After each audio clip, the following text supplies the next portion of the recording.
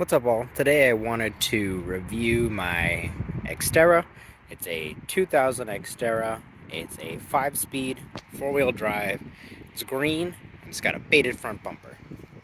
Um, I've had it for a couple months, 2 months now, and it's pretty fun, honestly. It's a 3.3 liter V6, I think 180, 190 horsepower.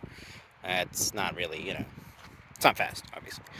But it's fun. The 5-speed makes it fun. It's fun for winter. It's really what I got it for. It does need some love, as you can tell. And I've done a little bit to it so far. Changed the intake. It's got a brand new exhaust because it was rusted out to complete hell. Wheels need a refurb.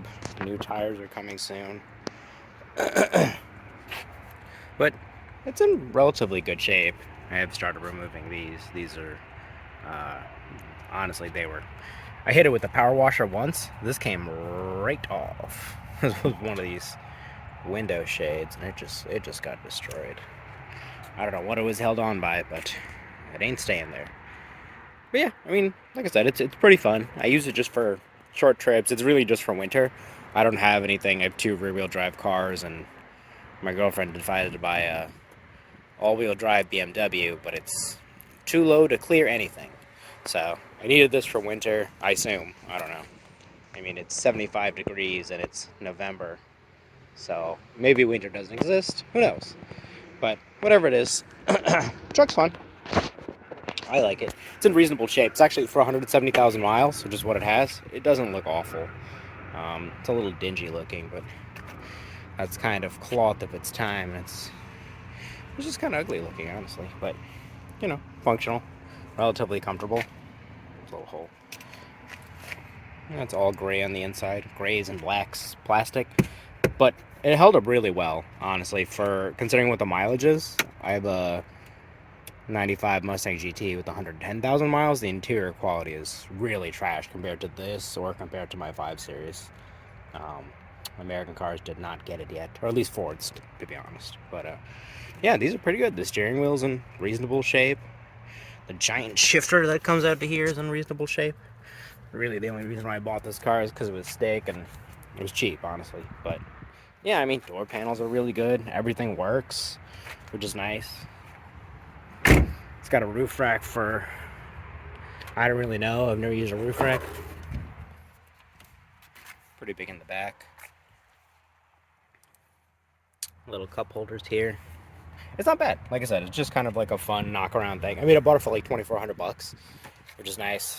And because in Maryland, if it's over 20 years old, I can actually register it as historic. So I don't have to get it inspected.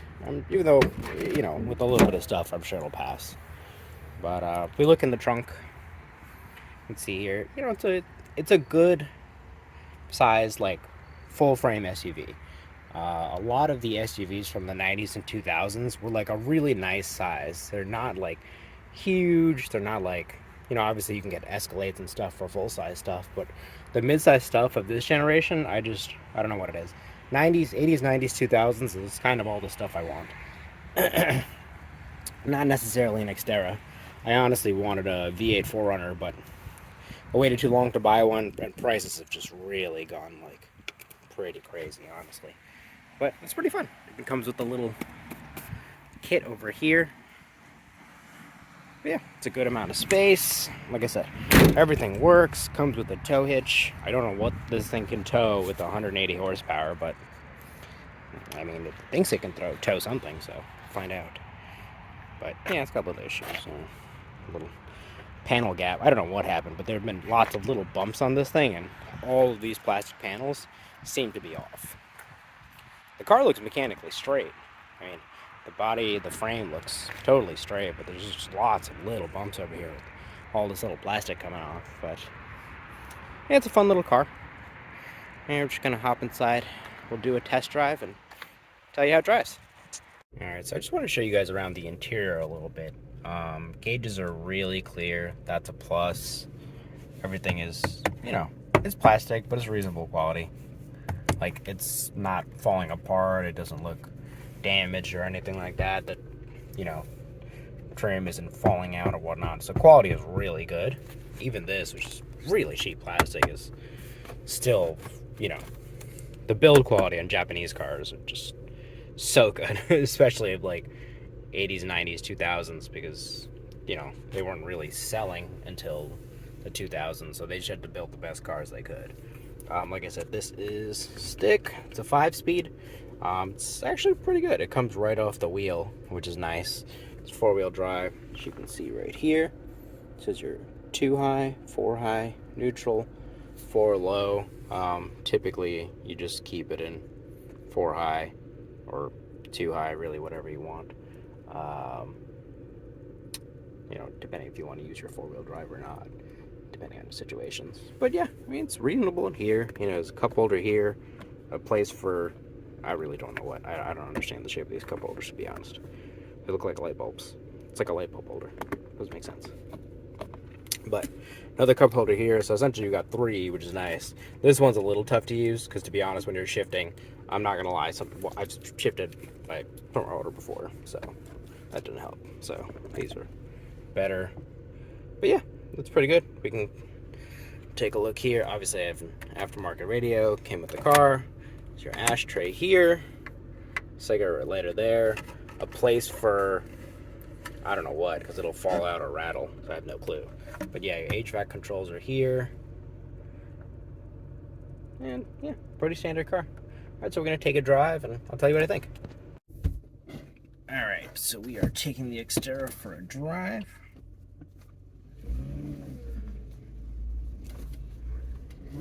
It's pretty fun, honestly. Clutch is pretty easy. The power is adequate. It's really not anything to write home about, but it exists, so that's a plus. Brakes are decent. I mean, considering this has 170,000 miles. I don't know if the brakes have been done on it, but feels pretty decent. Handling's not bad. It does feel like it's going to top over a little bit, but that's just kind of a trait of this generation of SUV. It just kind of feels like it's going to fall over. So that's a thing. And I'm about to stall. Oh, didn't stall. Good. But reasonably quiet in here. It's honestly not bad. When I bought it, it had a tremendous exhaust leak. So it kind of just sounded like a 350Z with open headers, which is fun, I guess. It's unusable because of how noisy it was, but it was fun for a little while, thinking I had a fast little SUV that I bought for $2,500. But it's not bad. It's much more usable now that it's quieter, but it's fun for a little bit. But yeah, shifters, honestly, I don't like manual SUVs or trucks or whatever. I don't know. Usually their shifters are really, really sloppy, but this is pretty good, honestly. It's really not bad. Which is funny because you would really think that this would be like an industrial thing, but I mean it is. But the shifter's pretty fun. It's not bad. You know, for what it is, it's quiet. There's a lot of tire noise right now because, well, the tires suck. I looked at one of them and it's pretty faded away, and I looked at the date code also, which is something you need to look out for.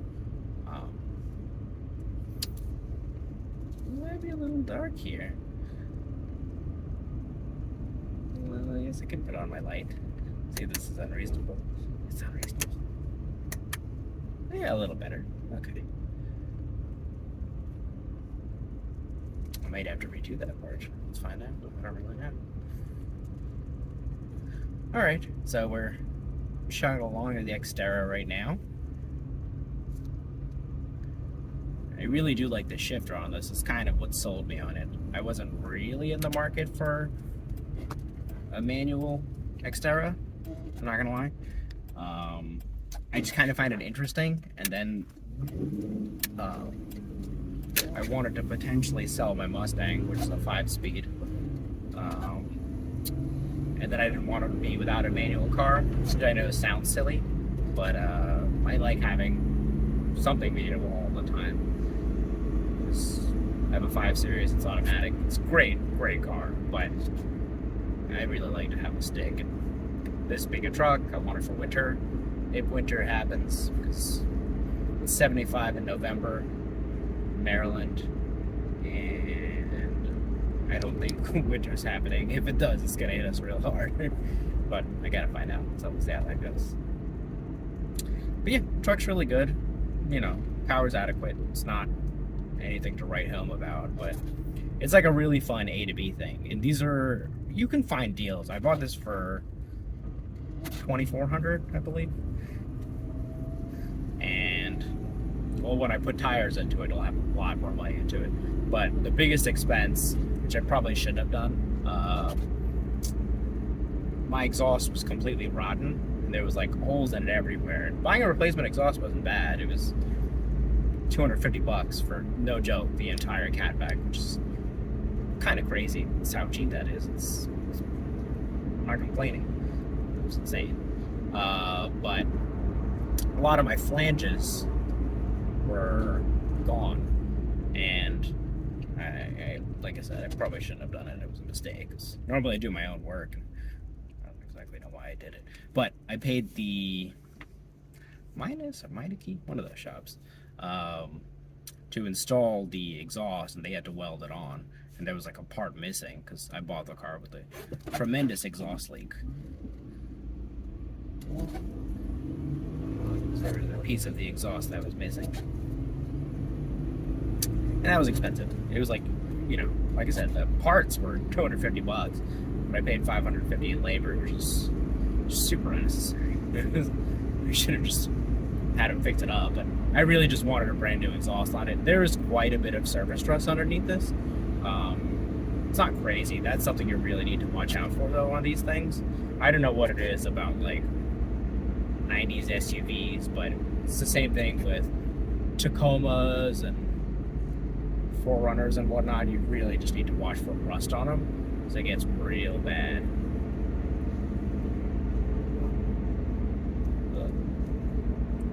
Now I'm currently looking for a grocery store to get water.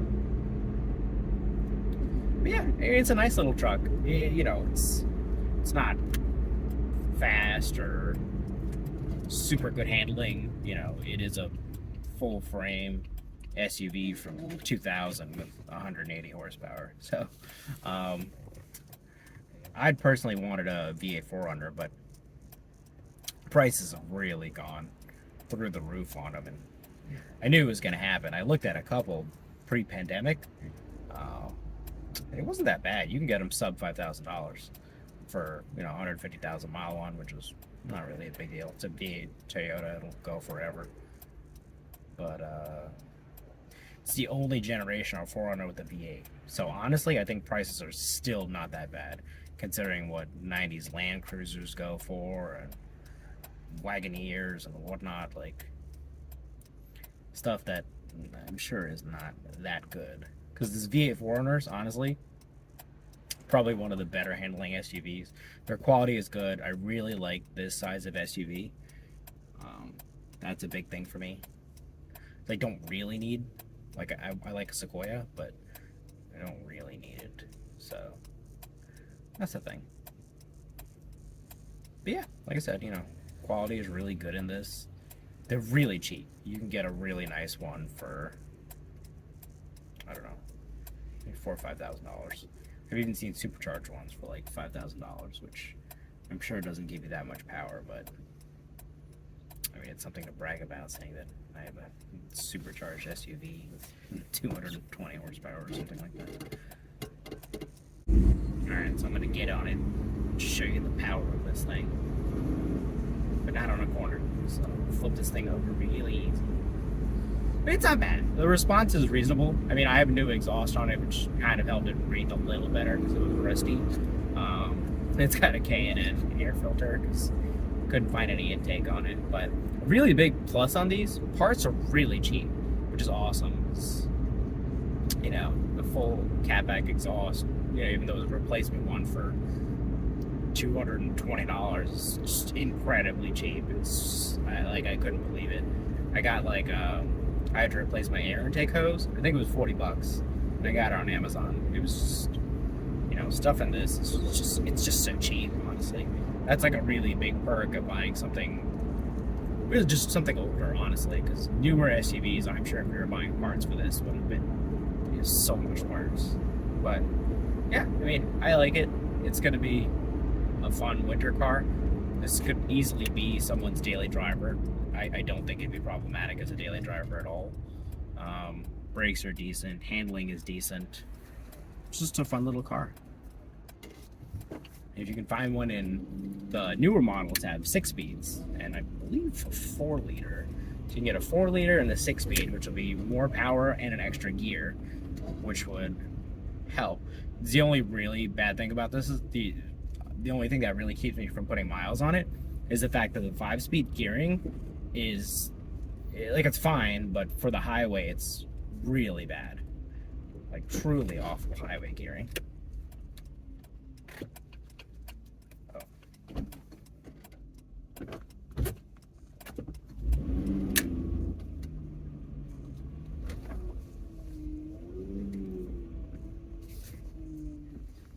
Okay, all right, I'm parked. I'm gonna get the water.